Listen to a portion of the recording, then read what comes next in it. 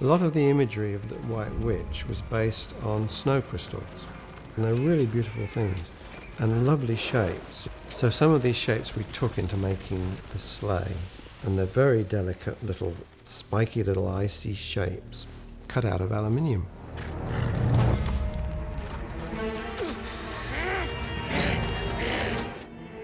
Ginnerbrick, who is the White Witch's fat dwarf. That's a makeup that both Tammy Lane and I designed. And it's basically a forehead piece, a slight gelatin piece that works as eyebrow blocks, and a nose and ears, and then this enormously long beard, big long wig. And our thought was that Ginnerbrick is 400 years old. He's never ever cut his hair and never cut his beard. And he's a vile beast. Our idea for the look of the White Witch was that she's not a human. She doesn't really need clothes as such, and there's no idea that she would ever have any clothes made in any factory or by anybody by hand.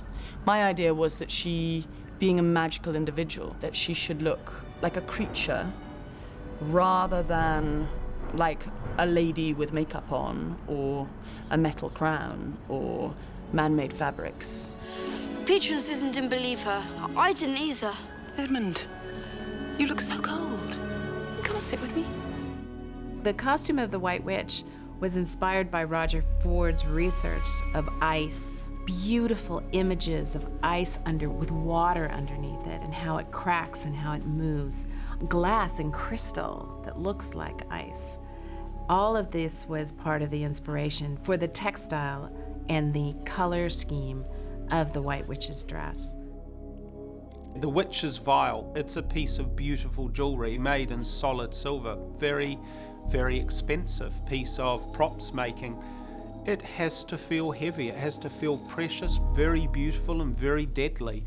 And there's no way that we're going to capture that aesthetic in the actor's mind than by making it in solid silver, making it feel like crystal, having it carry a liquid within it.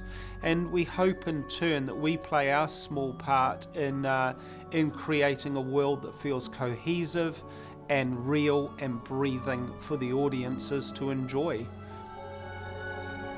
There are many emotional themes that resonate in the book that I've really tried to extract and flesh out further in the film. C.S. Lewis wrote fairly efficiently, and he wrote very much in the style of children's books in the 40s and 50s.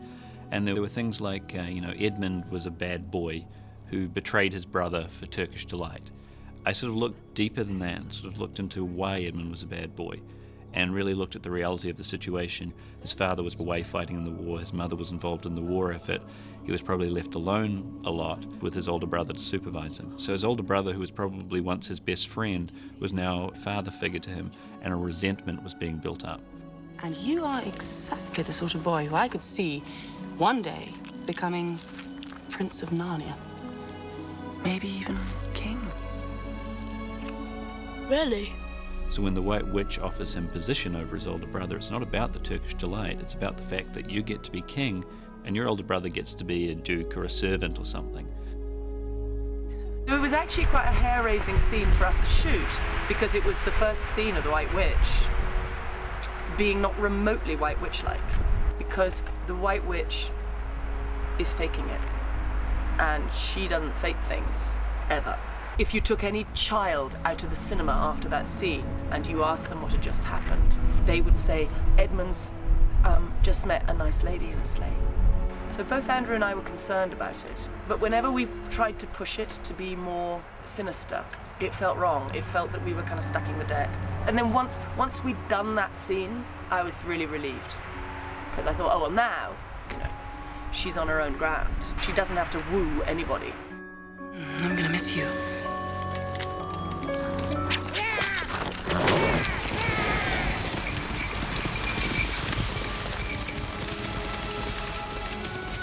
One of the great things we've heard from people when they watch the movie is how real they feel the kids are, and their interaction is so convincing as a family.